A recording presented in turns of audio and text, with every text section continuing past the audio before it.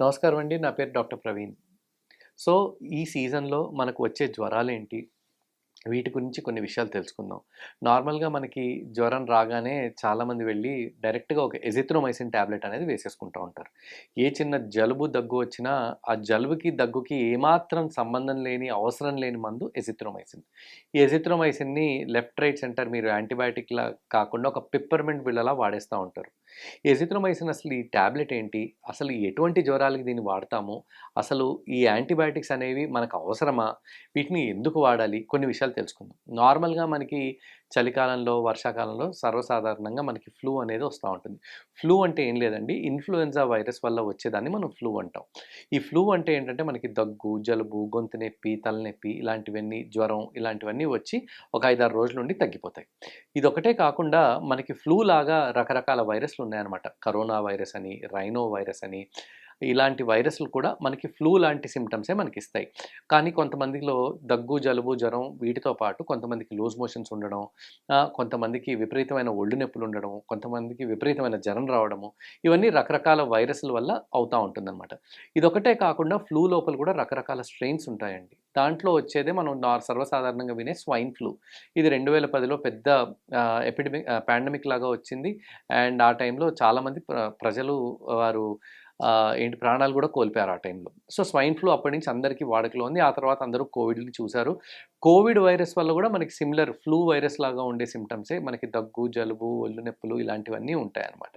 కానీ శ్వాసకోశ ఇబ్బందులు ఎక్కువగా ఉండినియి మనకి కోవిడ్ టైంలో. కానీ మీరు ఆ తర్వాత చూస్తే ఒమైక్రాన్ కోవిడ్ లోపలే ఒమైక్రాన్ లాంటి వైరస్‌లు స్ట్రెయిన్స్ వచ్చేసిన తర్వాత అది సింపుల్ దగ్గు, జలుబులాగా మారిపోయింది.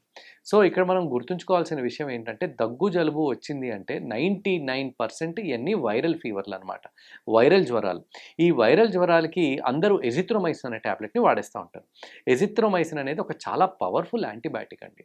ఈ ఎజిథ్రోమైసిన్ అనేది మనకి ఎలా అంటే ఒక పెద్ద న్యూమోనియా అంటే ఊపిరితిత్తులకు సంబంధించిన సివియర్ ఇన్ఫెక్షన్ వచ్చినప్పుడు మనం దీన్ని వాడతామనమాట. కానీ ఈ రోజుల్లో ఈ ఎజిథ్రోమైసిన్ అనే ఈ టాబ్లెట్‌ని ఎంత దారుణంగా దాన్ని అబ్యూస్ చేశారంటే ప్రజలు ఆ తర్వాత బయట మన మెడికల్ షాపుల్లో ఇచ్చే వాళ్ళందరూ కలిసి అది ఇప్పుడు ఏమాత్రం పని చేయకుండా పోవడం, ఆ తర్వాత మనందరికీ పూర్తిగా రెసిస్టెన్స్ వచ్చేసిందనమాట ఎజిథ్రోమైసిన్ అనే టాబ్లెట్‌కి. సో, నా సిన్సియర్ రిక్వెస్ట్ ఏంటంటే ఈ వీడియో చూసే వాళ్ళందరికీ ఎట్టి పరిస్థితుల్లోనైనా సరే దగ్గు, జలుబు వచ్చినప్పుడు దయచేసి ఈ ఎజిథ్రోమైసిన్ అనే టాబ్లెట్‌ని మాత్రం ముట్టుకోవద్దు. ఇది ఒక యాంటీబయాటిక్. ఒక యాంటీబయాటిక్‌ని మనకు తీసుకున్నప్పుడు మన ఒంట్లో రకరకాల కణాలు ఉంటాయన్నమాట. ఆ కణాల మీద అన్నిటి మీద ఈ యాంటీబయాటిక్‌ది ఒక ఎఫెక్ట్ అనేది ఉంటుంది. అయన్నీ ఈ యాంటీబయాటిక్‌కి రెసిస్టెన్స్ డెవలప్ చేసుకుంటాయి. దానివల్ల మనం తీసుకునే ఆహారం దగ్గర నుంచి ప్రతి ఒక్క చిన్న విషయం మీద మన బాడీలో రకరకాల చేంజెస్ అనేవి జరుగుతా ఉంటాయన్నమాట. సో, మనకి ఫ్యూచర్‌లో ఇటువంటి యాంటీబయాటిక్స్ ఏమాత్రం పూర్తిగా పనిచేయకుండా పోతాయి. ఇప్పుడు పాశ్చాత్య దేశాల్లో ఎక్కడైతే ఈ యాంటీబయాటిక్స్ మీద స్ట్రిక్ట్ కంట్రోల్ ఉందో అక్కడ ఈ ఎజిథ్రోమైసిన్ అనే టాబ్లెట్‌ని వాడాలంటే అట్‌లీస్ట్ ఒక ఇద్దరు డాక్టర్లన్నా సైన్ చేయాలన్నమాట. సో, ఇక్కడ మీరందరూ గుర్తుపెట్టుకోవాల్సిన విషయం ఏంటంటే యాంటీబయాటిక్స్‌ని ఏమాత్రం అబ్యూస్ చెయ్యొద్దు. మీకు ఒకవేళ దగ్గు, జలుబు వచ్చి శ్వాసకోశ ఇబ్బందులు వస్తున్నాయంటే ప్లీజ్ మీరు మెడికల్ షాప్‌కెళ్ళి టాబ్లెట్లు తీసుకోకుండా దయచేసి దగ్గరలో ఉన్న ఫిజిషియన్‌ని కన్సల్ట్ చేసి టాబ్లెట్స్ అయి తీసుకోండి. సో, ఈ దగ్గు, జలుబుకి మనం సర్వసాధారణంగా ఇచ్చే ట్రీట్మెంట్ నార్మల్‌గా మనం యాంటీహిస్టమిన్స్ అనేవి ఇస్తా ఉంటాం అనమాట. అలెర్జీ ఉంటే కూడా యాంటీహిస్టమిన్స్ ఇస్తా ఉంటాం. ఆ! ఆ తర్వాత ఇదొకటే కాకుండా మనం దగ్గు రాకుండా ఆ తర్వాత ఈ జలుబుకి రకరకాల మందులనేవి మనం సాధారణంగా ఇస్తా ఉంటాం. మనం ఇప్పుడు సూడోఎఫిడ్రిన్ అని ఇలాంటివి ఇచ్చినప్పుడు ఏంటంటే పూర్తిగా వీరికి జలుబు తగ్గడం, ఆ తర్వాత వెంటనే కొంచెం ఒక 2, 3 రోజుల్లో రిలీఫ్ రావడం జరుగుతా ఉంటుంది. ఈ ఫ్లూక్ కానీ లేదనుకుంటే ఈ కరోనా వైరస్ వల్ల దేనివల్ల వస్తుందని తెలుసుకోవాల్సిన అవసరం లేదు.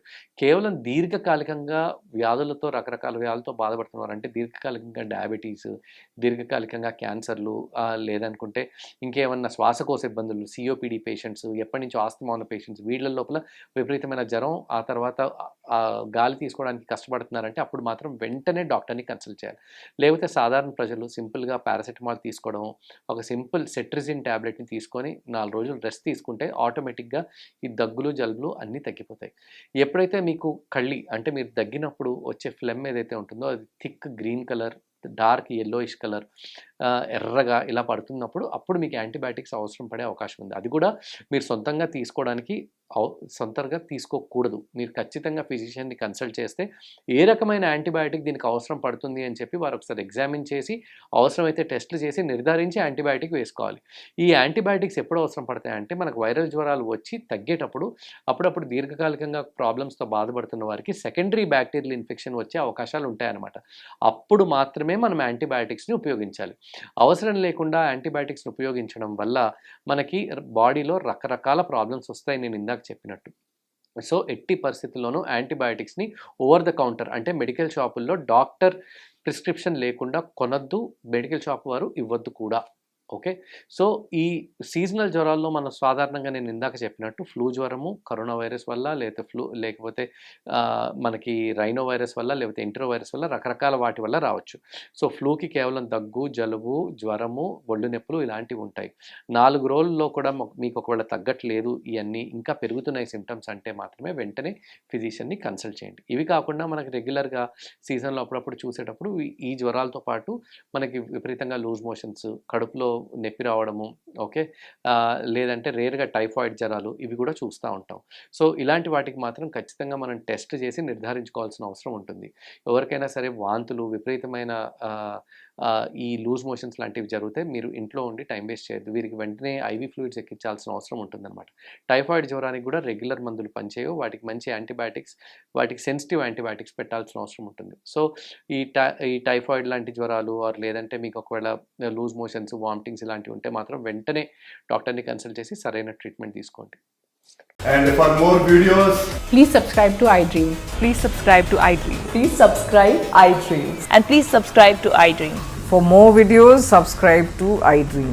please like, share and subscribe to the channel. Congratulations, iDream. Subscribe to iDream. Subscribe to iDream. So subscribe to iDream Media. iDream team అందరికి huge congratulations. Please subscribe iDream Media. Please subscribe to iDream. Subscribe iDream. Please subscribe to iDream. iDream అంటే నా కళల ఛానల్ను subscribe చేసుకున్న నోరు తిరుగుతలేదు, మీరైతే గంట గుర్తు కొట్టండి. For more such videos, please subscribe to iDream.